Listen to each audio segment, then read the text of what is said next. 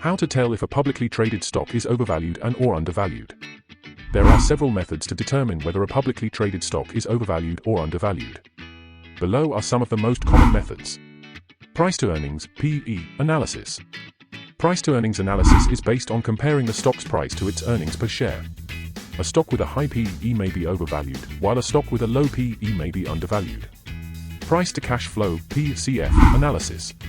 Price to cash flow analysis is based on comparing the stock's price to its free cash flow.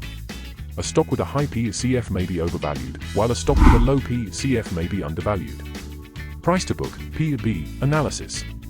Price to book analysis is based on comparing the stock's price to its book value per share.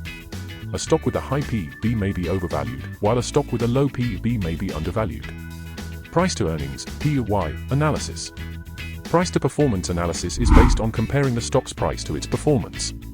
A stock with a high PY may be overvalued, while a stock with a low PY may be undervalued. Technical analysis. Technical analysis is based on the study of charts and statistics to determine the stock's price trend. It is important to keep in mind that these methods are not an accurate prediction and may vary depending on the market and the economic situation. It is advisable to combine several methods and do thorough research before making an investment decision. It is also important to remember that no investment is risk-free.